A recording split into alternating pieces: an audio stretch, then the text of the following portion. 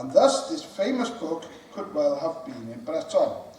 Sadly, modern scholars tend to think that the book never existed, and that Geoffrey was merely using a widespread literary convention to give his inventions more credibility. In the late 12th century, the matière de Bretagne, especially Arthur, became popular with French authors.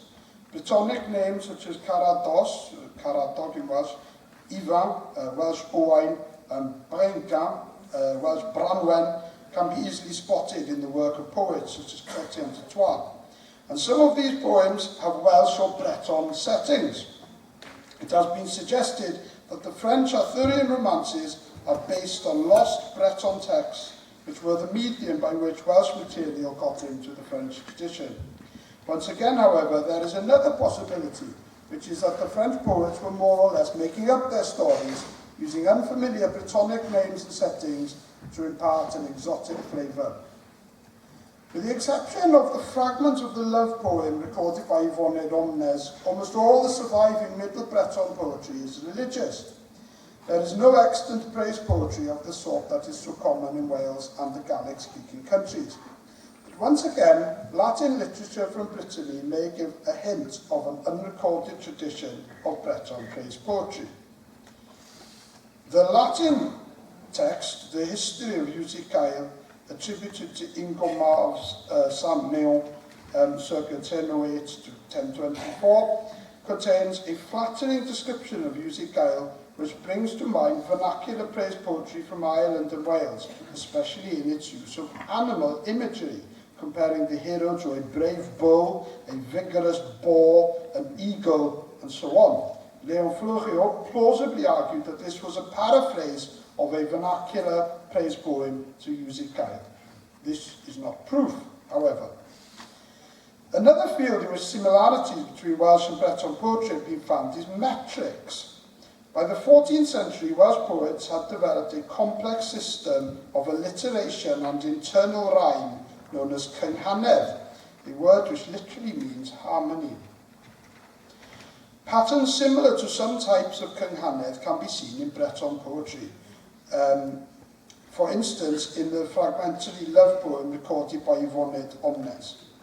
This could be an independent development from ancient Brittonic poetic technique brought to Brittany with the earliest settlers. Skeptics would say that these similarities could be coincidental. The most complex forms of Welsh kenghanedd do not find correspondences in Breton poetry. I am like the bad cop at the Celtic Festival. I'm emphasising the problems with claims for common Celtic ground between medieval Welsh and Breton literature. This is not to say that I think that there was little or no Celtic, or at least Brittonic, inheritance in Breton literature, but simply that there is often more than one possible explanation for similarities between literatures, and we must be careful not to find only what we are looking for. The similarities I've mentioned so far are quite general in nature. The best evidence that I know of for a concrete connection between medieval Welsh literature and Brittany comes from an unexpected source. This is a ballad collected in Brittany in the 19th century and included by Theodore Essa de la Villemarquet in Baza's praise, namely Gwers Skolvan, Gwers Skolvan. In this ballad, Skolvan is a ghost begging for forgiveness for his terrible crimes.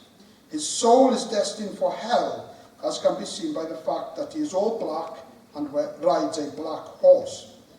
Having earned forgiveness, he and his horse become white to show that his soul has been saved.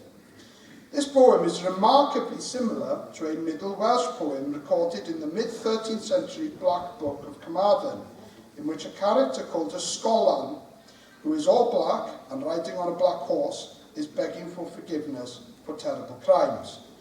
The poem is shorter than the ballad, and we never learn a Skolvan's fate. Nonetheless, the similarities between the two texts are extraordinary, so much so that the authenticity of the ballad has been questioned. It is well known that La Villemarquet was familiar with medieval Welsh poetry, and that he thought that many of the ballads he collected were extremely ancient in origin.